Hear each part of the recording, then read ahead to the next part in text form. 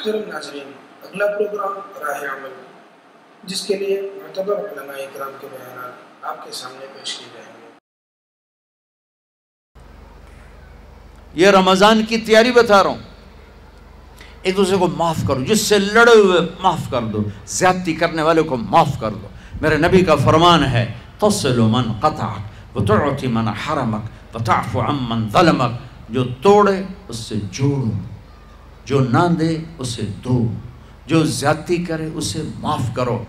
یا رسول اللہ یہ تو بڑا مشکل کام ہے، میں ایسے ہی ایک سوال اٹھا رہا ہوں، یا رسول اللہ یہ تو بڑا مشکل کام ہے، تو میرے نبی فرما رہے ہیں تو میری ضمانت ہے، میں گارنٹر،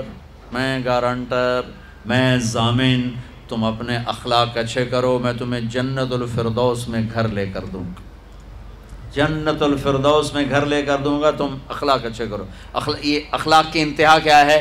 جو توڑے جوڑو، جو نہ دے دو، جو محروم کرے عطا کرو، جو زیادتی کرے معاف کرو۔ یہ اسلامی معاشرہ نمازوں سے نہیں بنتا، روزے سے نہیں بنتا، تسبیح سے نہیں بنتا، اسلامی معاشرہ اچھے اخلاق سے بنتا ہے، اچھے اخلاق سے بنتا ہے، اچھے اخلاق سے بنتا ہے۔ ان بیویوں سے کہتا ہوں اپنے خامند کو سب سے زیادہ عزت اہمیت دو۔ شادی کے بعد ماں باپ کا حق پیچھے، بہن بھائیوں کا حق پیچھے، حتیٰ کہ اولاد کا حق بھی پیچھے ہے، اور خامند کا حق پہلے ہے۔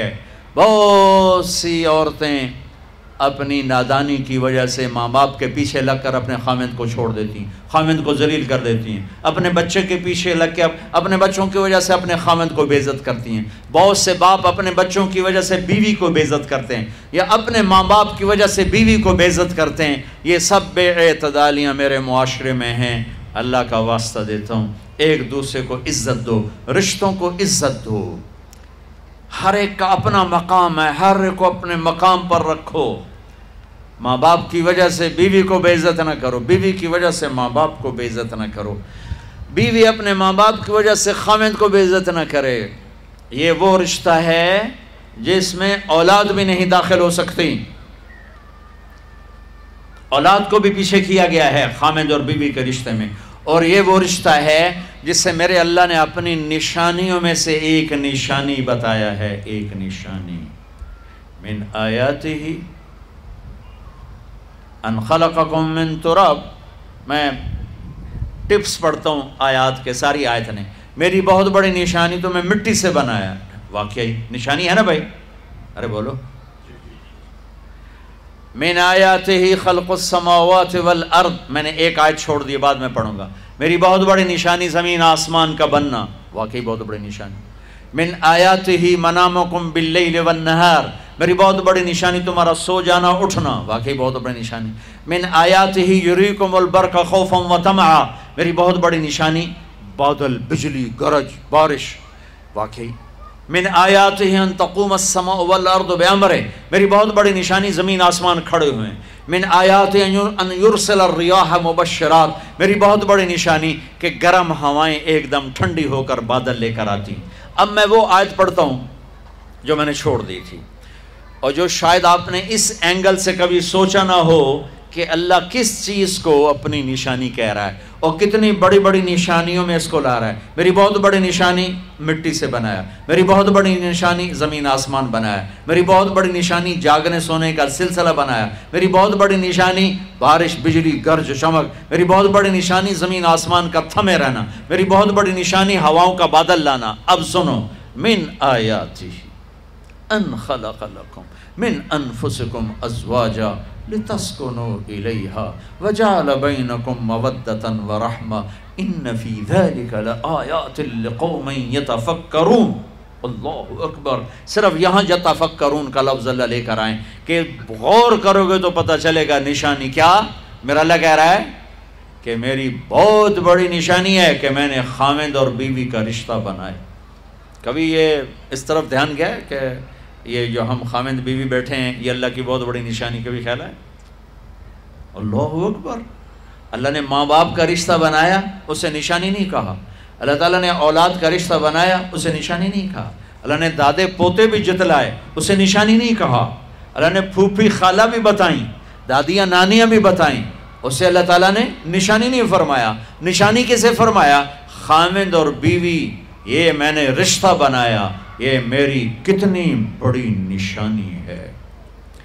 اس ایک رشتے کو باقی رکھنے کے لیے سینکڑوں آیات ہیں، سینکڑوں آیات. اور طلاق سے نفرت کا اظہار. میرے نبی نے کہا علی طلاق سے بچنا. جب طلاق دی جاتی اللہ کا عرش کانپ اٹھتا ہے. ناجائز طلاق، بے جا، ضرورت کی وجہ سے طلاق لی بھی جا سکتی ہے، دی بھی جا سکتی. یہ میں ایک اضافہ کروں گا. بہت سی بچیاں نہیں گزارا ہو رہا، خامند بدتمیز ہے یا سسرال ظالم ہیں، وہ کہتی ہیں ماں سے میرا گزارا نہیں ہو رہا، میری جان چھڑا دو. نہیں بیٹی، گزارا کرنا ہوگا، صبر کرنا ہوگا، گزارا کرنا ہوگا، یہیں رہنا ہوگا. یہ ماں باپ کا ظلم ہے، یہ ماں باپ کا اپنی اولاد پر ظلم ہے. ہمارا تو زمیندارہ ماحول ہے پنجاب کا. میں نے اپنے خاندان کے بتاتا ہوں، بچیوں پہ ظلم ہوتے دیکھے، پھر ان کی فریادیں بھی سنی، پھر ان کے ماں باپ کا ظلم دیکھا. اتھا ہی رہنا ہے، اتھا ہی گزارا کرنا ہے، بس اساں ایک باری تیرا کر دیتا ہے، ہن اساں کوئی نہیں کرنا، پچھا مڑ کے نہ پیا میں، جی میں کرنا ہی کر، ساڈا کوئی ذمہ نہیں. ماں باپ کہتے ہیں، ماں باپ کہتے ہیں. اور وہ ماہی بے آب، مچھلی پانی کے بغیر تڑپتی ہے، اس طرح اس کا دن اور رات ہے. زندہ کی کھال کھچ رہی ہے، اس طرح اس کا دن اور رات ہے. اور ماں باپ کا جبر، گزارا کرنا ہے، گزارا کرنا. تینوں بعد کون تیرا رشتہ کتوں آئے گا، تیری شادی کتوں کریں گے. ابھی تو اس کو ذبح ہونے سے بچا لو. کل تو اللہ نے ہمیں اس کا مکلف ہی نہیں کیا کہ کل کیا ہوگا، کل کو آنے تو دو. پتہ نہیں کل کا دن ہے بھی نہیں کہ ہمارے مقدر میں یا نہیں. ہم کل کے لیے اپنی بچیوں کو ذبح کر دیتے. میں نے ان کو تڑپتے دیکھا. میں صرف اپنی فیملی کی بات اوروں کی فیملیوں کی بات جہاں جہاں تعلقات.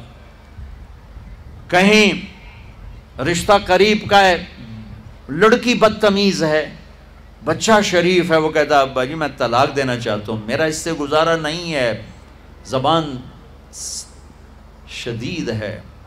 ہائے میرے بھائیو، گھروں کی آبادی اللہ کی قسم، مالدار ہو یا غریب ہو، صرف اچھے اخلاق سے ہوتی ہے. اور گھروں کی بربادی مالدار ہو یا غریب ہو، برے اخلاق سے ہوتی ہے، برے اخلاق سے ہوتی ہے. دو واقعے اوپر نیچے ہوئے. ایک خاتون ملی، مجھے تعارف کرایا گا کہ ایک خاتون آ رہی ہیں، ان کے خامند کھربوں پتی ہیں، کھربوں پتی. ٹھیک ہے جی آؤ. اس خاتون نے آتے ہی رونا شروع کر دیا. مولانا لوگ مجھے خوش قسمت سمجھتے ہیں کہ میں بہت بڑے مالدار کی بیگم ہوں، میرا دل زخمی ہے، میرے خامند کا سلوک اچھا نہیں، میں دولت کو آگ لگاؤں، یہ ہیرے کے سیٹ کو میں کیا کروں جب اس کا سلوک ہی میرے ساتھ اچھا نہیں. چند دن کے بعد ایک نوجوان ملا، مولانا میں اپنی زندگی سے تنگ ہوں، میری بیوی انتہائی بدتمیز ہے، انتہائی زبان دراز ہے، میں اپنی زندگی سے تنگ آ چکا ہوں، 3 بچے ہو چکے ہیں، طلاق دے نہیں سکتا، میں کیا کروں. یہ روزمرہ کے واقعات ہیں. تو ضرورت کے لیے طلاق دی جا سکتی ہے، لی جا سکتی ہے، نہ عیب ہے نہ تانا ہے، نہ ذلت ہے نہ کوئی داغ ہے. لیکن ابھی فیصل آباد سے ایک بچی ملی، اس کی بچی گود میں، طلاق کیوں ہو گئی؟ کہا سسرال نے کہا بچی کیوں پیدا ہوئی ہے، گھر واپس جا. طلاق دے دی. بچی پیدا ہونے پہ طلاق دے دی. پچھلے ہفتے ملا ہوں، پچھلے ہفتے. کیا قصور ہے جی، بچی پیدا ہوئی طلاق دے دی. اور یہ 3 دن پہلے اسلام آباد میں خاتون ملی کہ سسرال نے گھر سے نکال دیا، کیوں 3 بچیاں گھر سے نکال دی، 3 بچیاں پیدا ہونے پر گھر سے نکال دیا. یہ بھی اسی دیس کی کہانی ہے، یہ بھی اسی دیس کی دکھ بھری داستان ہے. ظلم صرف وہ نہیں جو بھتہ کی پرچیاں آ رہی ہیں اور جو دہشت گردی ہو رہی ہے، یہ گھر جیسے وہ بہت بڑا ظلم ہے، ایسے یہ بھی بہت بڑا ظلم ہے کہ کہیں بچیاں ذبح ہو رہی ہیں، کہیں بچے ذبح ہو رہے ہیں. پھر ایک اور ظلم اس کے ساتھ ہے، خاندان سے باہر نہیں کرنی، خاندان میں کریں گے. ہم راجپوت ہیں، میں اپنی بات کر، ہم راجپوت ہیں، ہم اس سے باہر نہیں کرتے. ہم شیخ ہیں، ہم باہر نہیں کرتے. ہم میمن ہیں، ہم باہر نہیں کرتے. ہم پٹھان ہیں، ہم باہر نہیں کرتے. ہم ارائیں، ہم باہر نہیں کرتے. اس بت کو توڑو، اس سے بڑی بچیاں برباد ہوئی ہیں، بڑی زندگیاں برباد ہوئی ہیں. میرے نبی نے فرمایا دین دیکھو، اخلاق، اخلاق دین جہاں دیکھو رشتہ کر دو۔ اگر بچہ اپنی پسند کا اظہار کر دے تو اسے نافرمانی نہ سمجھو کہ تو اپنی پسند کا اظہار کیوں کرتا ہے۔ اگر بچی اپنی پسند کا کہہ دے کہ میری یہاں شادی کریں تو اسے بے ادب، اسے بے حیا نہ سمجھو۔ اس نے حیا کے ساتھ شریعت کے مطابق ایک چیز کا مطالبہ کیا ہے۔ اللہ کا واسطہ دیتا ہوں ماں باپ کو، اپنے بچے بچیوں کی شادی میں ان کی رائے لو، ان کی رائے لو، ان کی رائے لو۔ ایک خاتون نے مجھے بتایا کہ میرا رشتہ آیا اور میرے ماں باپ دوسرے کمرے میں بیٹھ کے مشورے کر رہے کہ کرنا ہے کہ نہیں کرنا، مجھے ہی نہیں رہے کہ تیرا رشتہ آیا ہے۔ اور بچیوں سے پوچھنا عیب سمجھ، مجھے تمہارے کراچی کے نہیں پتا، میرے پنجاب کی تہذیب یہی ہے، بچیوں سے پوچھنا عیب، بس کر دیتا تیرا، ایتھا ہی کرنا ہے، ایتھا ہی کرنا ہے، اور کوئی گل دوئی ہے ہی کوئی نہیں۔ شرابی سے بات، میرے اپنے عزیز دوستوں کے بہت بڑی فیملی، بہت بڑا زمیندار گھرانہ، ایک بچی نے فون کہا، مولانا صاحب صرف مجھے فون آیا کہ تیرے آسان تیری منگنی کر چھڑی ہے، بس فلانی تاریخ نو تیرا نکاح ہے، ٹھیک ہے میرے ماں باپ ہیں، کر دیا، میں حاضر ہوں، لیکن مولانا اتنا تو میرا حق تھا کہ شرابی سے تو نہ کرتے، ایک شرابی سے میرا نکاح کرتے۔ میرے خاندان میں اور لڑکے بھی تھے، ایک شراب، ان کو پتہ یہ شراب پیتا ہے، اور میری زندگی رل گئی اس کے پیچھے، شرابی کے پیچھے۔ ماں باپ کو ہاتھ جوڑتا ہوں، نکاح بچے بچی کا حق ہے، ان کی رائے کا احترام دو، مسلط مت کرو، یہیں کریں گے اور کہیں نہیں کریں گے۔ اولاد کو نافرمان کر دیا، زنا کے راستوں پر چلا دیا۔ بچوں سے کہتا ہوں، ہاتھ جوڑتا ہوں، اللہ کا واسطہ کورٹ میرج نہ کرو، لو میرج نہ کرو، ماں باپ کی دعا لو، ماں باپ کی دعا لو، ماں باپ کی دعا لو۔ یہ کورٹ میرج، لو میرج تمہیں تباہ کر دے گی، ہلاک کر دے گی۔ یہ محبت کا نشہ چند دنوں میں اتر جاتا ہے، عاشق معشوق اور ہوتے ہیں، خاوند بیوی اور ہوتے ہیں، حقائق اور ہوتے ہیں، تصور تخیل اور ہوتے ہیں۔ میرے رب نے ایک اعتدال کا دین پیش کیا ہے، ایک اعتدال کا دین پیش کیا ہے۔ شادی بچے کا حق ہے، بچی کا حق، ماں باپ پیش کر، بیٹا یہ پیغام ہے کر دیں، بیٹی یہ پیغام ہے کر دیں۔ بیٹا پسند کا اظہار کرے، اسے نافرمان نہ سمجھو، بیٹی اپنی پسند کا اظہار کر دے، اسے نافرمان نہ سمجھو۔ صحابہ کی سیرت اٹھا کے پڑھو، صحابیات کی سیرت اٹھا کے پڑھو۔ ایک خاتون، یا رسول اللہ میں آپ سے شادی کرنا چاہتی ہوں، یا رسول اللہ میں آپ سے شادی کرنا چاہتی ہوں، تو صحابیہ کروڑوں رابعہ بصری قربان کی جائیں صحابیہ پر۔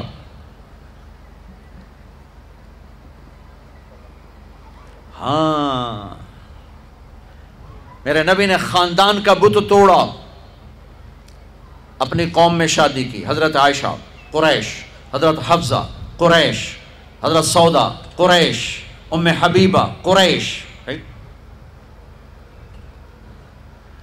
ام حبیبہ دشمن خاندان سے، بنو امیہ، ابو سفیان کی بیٹی، ابو سفیان دشمن، اس کے گھر شادی کی،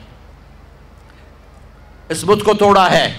پھر قریش سے باہر نکلے عرب، میمونہ رضی اللہ تعالیٰ، ہلالیہ، جویریہ رضی اللہ تعالیٰ، بنو مستلق، زینب بنت جہش قریش، زینب بنت خزیمہ قریش، ام سلمہ قریش، باہر نکلے۔ زینب میمونہ ہلالیہ قریش سے باہر، جویریہ بنو مستلق قریش سے باہر۔ پھر ایک قدم آگے عربوں کے باہر شادی کی، یہودیوں میں، حضرت صفیہ، یہود، بنو قریظہ۔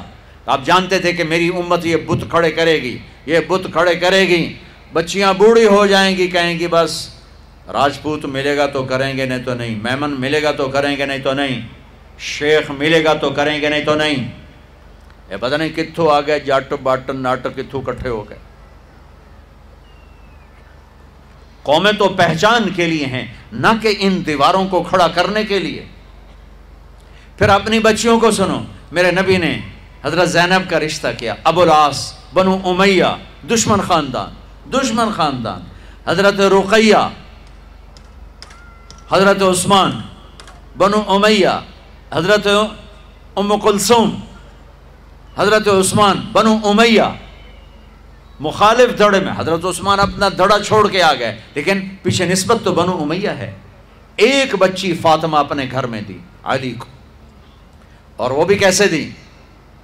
ایک حدیث سناؤں. میرے نبی نے فرمایا ما تزوجت وما زوجت الا بوحی من السماء نزل به جبریل. میں نے جہاں شادی کی، میں نے جہاں بیٹی دی، پہلے آسمان سے جبریل آیا، حکم سنایا، پھر میں نے قدم اٹھایا. ٹھیک ہو گیا؟ ٹھیک ہے.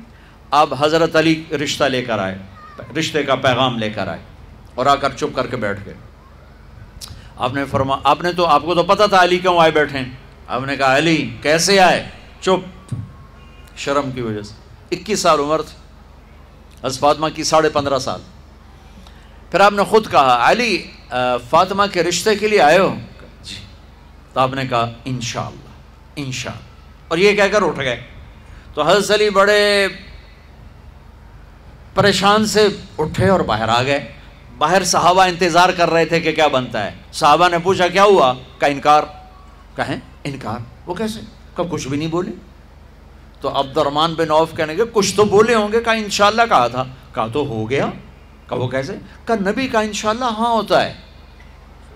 اچھا اب یہ انشاءاللہ کیوں کہا؟ یہ کیوں نہیں کہا کہ ہاں ہو گیا؟ آسمان سے وحی آ چکی ہے، جبریل آ چکا ہے کہ فاطمہ علی کے لیے ہے، یہ جوڑا طے ہو چکا ہے. پھر ہاں کیوں نہیں کی؟ ارے آپ کو سمجھانے بتانے کے لیے. سنو میں کیا فریاد کر رہا ہوں. صرف عبادات کا نام اسلام نہیں ہے. یہ سب اسلام بیان کر رہا ہوں. میرے نبی گھر آئے، فاطمہ جیسی جنت کی شہزادی کو بلایا. بیٹی فاطمہ، علی کا رشتہ آیا ہے، ہاں کر دوں؟ کیا وحی کے آنے کے بعد بھی پوچھنے کی ضرورت تھی؟ جب اللہ کہہ چکے ہیں کہ فاطمہ علی کے لیے ہیں اور آسمان سے جبریل آ چکے ہیں کہ یہ رشتہ آسمانوں پہ طے ہو چکا ہے، پھر یہ کیوں کہا فاطمہ بیٹی علی کا رشتہ آیا ہے، ہاں کر دوں؟ یہ کراچی والوں کو سکھانے کے لیے، قیامت تک کی امت کو سکھانے کے لیے کہ بیٹیوں سے پوچھا جاتا ہے کہ یہ شادی بیٹی کا حق ہے، یہ نکاح بیٹے کا حق ہے. یہ ایجاب قبول ماں باپ کرتے ہیں یا لڑکا لڑکی کرتے ہیں؟ اور ایجاب قبول کے بغیر نکاح ہو سکتا ہے؟ میرے ایک دوست ہیں چودھری رفاقت منڈی باؤدین، ان کے گاؤں کا ایک بچہ چھوٹی عمر میں بسوں پہ وہ نوکری پہ لگ گیا، وہ کنڈکٹر بن گیا، کلینر کنڈکٹر. وہ ساری زندگی اس میں گزر گئی. استاد جی جان دے، استاد جی جان دے، استاد جی کٹ لو، استاد جی آگے چلو، استاد جی پیچھے چلو. اس کی شادی ہونے لگی. یہ میں لطیفہ نہیں سنا رہا ہوں، صحیح واقعہ سنا رہا ہوں. منڈی باؤدین. اچھا مولوی صاحب آخیا ہاں بھائی پترا فلانے دی دھی تے اے او دا نام تے اے او دا پیو تے اتنا مار میں تینوں دتی تو قبول کیتی؟ وہ آخر لگا جی آن دیو. تو اس کے بھائی نے اس کو کون نہیں ماری، کہندا جی جان دیو.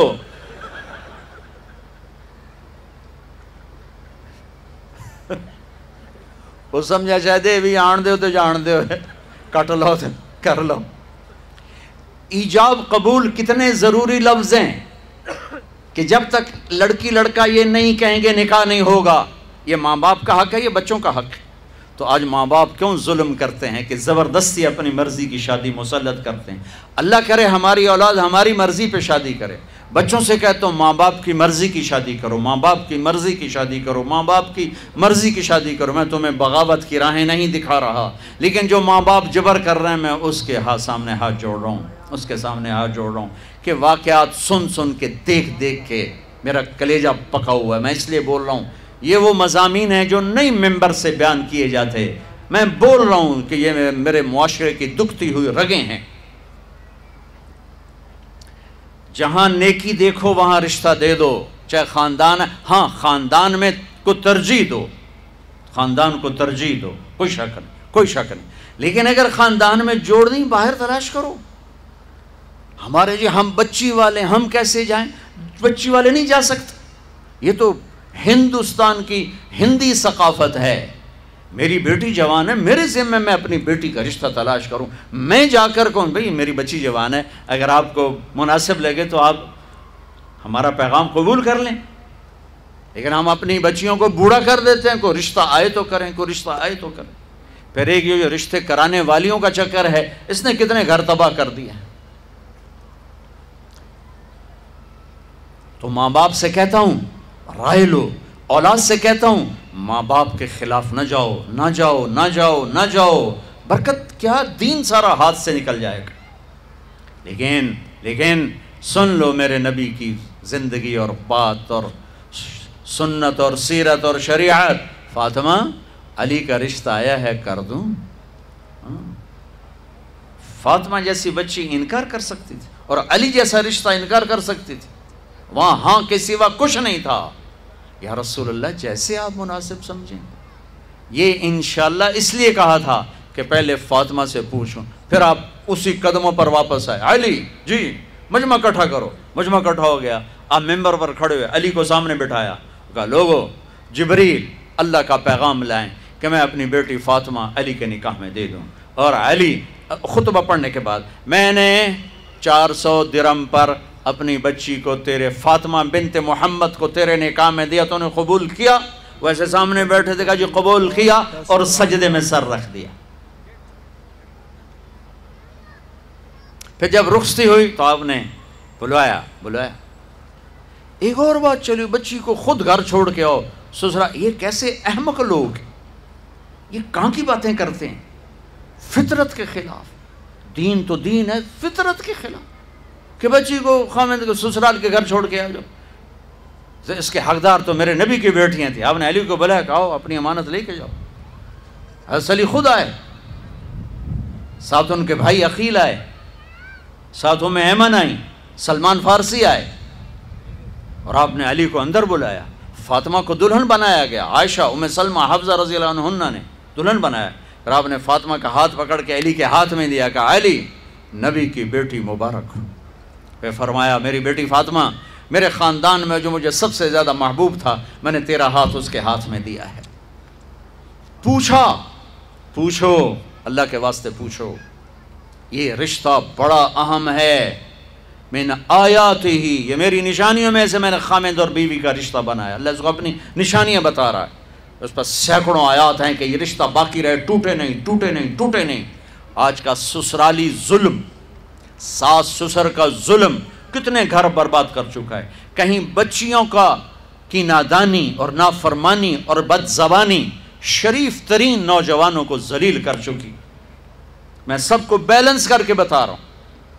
اپنے خامند کا حق پہچانو, اپنی بیوی کا حق پہچانو. میرے نبی نے فرمایا بہترین مسلمان جو بیوی سے اچھا سلوک کرے. میرے نبی نے فرمایا میری شریعت میں سجدہ ہوتا تو بیوی سے کہتا خامند کو سجدہ کر. بھائیو بہنوں, یہ معاشرت ہے, معاشرت. اس کو سیکھو. ماں باپ کو اپنی جگہ پہ رکھو. میرے نبی نے فرمایا میری ماں اگر زندہ ہوتی تو تم دیکھتے میں کیا خدمت کرتا. میں عشاء کی نماز کے مصلی پہ ہوتا, سورۃ فاتحہ پڑھ رہا ہوتا, ادھر سے آواز آتی میرے کمرے سے, میرے گھر سے, بیٹا محمد, تو میں نماز توڑ کے کہتا لبیک اماں جی. نماز میں کون سی نماز؟ فرض, عشاء فرض. لبیک اماں جی, لبیک, حاضر. نماز بعد میں ہوگی, پہلے آپ کا حکم سنا جائے گا. باپ تیری جنت کا دروازہ ہے, جنت تیری ماں کے قدموں تلے ہے. آپ نے فرمایا سب لوگ جنت میں جائیں گے, اویس بھی جائے گا. اویس کرنی. جب جنت کے دروازے پر پہنچیں گے تو اللہ کہیں گے باقی چلے جائیں, اویس کو روک لو. اویس کرنی گھبرا جائیں گے کہ یا اللہ ابو تے آ کے بریکاں کیوں لگ گئی ہیں, خیر ہے. تو اللہ تعالیٰ فرمائیں گے پیچھے دیکھو. ویسے دیکھیں گے تو جہنمی کھڑے ہوں گے, جہنمی. تو میرے اللہ کہیں گے اویس تیری ماں کی خدمت کا صلہ دینا چاہتا ہوں. یہ جہنمی کھڑے ہیں, انگلی اٹھا, جدھر جدھر تیری انگلی پھرے گی تیری تو فیل سب کو جنت میں ڈال دوں گا. ماں کی خدمت, ماں کی خدمت. ان ماؤں سے کہتا ہوں آنے والی بہو پر زیادتی نہ کرو, ظلم نہ کرو. اپنا حق اتنا نہ جتلاؤ کہ خامد اور بیوی کی زندگی برباد ہو جائے.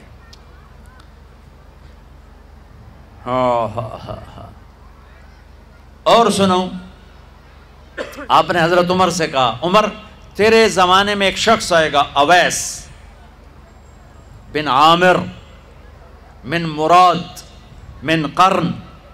اویس بن عامر مراد قبیلہ اور قرن اس کی شاخ ہوگی، یمن سے آئے گا، رنگ کا کالا، قد کا درمیانہ، اسے پھلبیری برس کے بیماری ہوئی تھی، اب ٹھیک ہو گیا ہے، ایک سفید نشان باقی ہے۔ جب وہ آئے تو اس سے تم نے اور علی نے دعا کرا، تم نے اور علی اور عمر، تم نے اس اویس سے دعا کرانی ہے۔ یا رسول اللہ ہیں وہ کیوں؟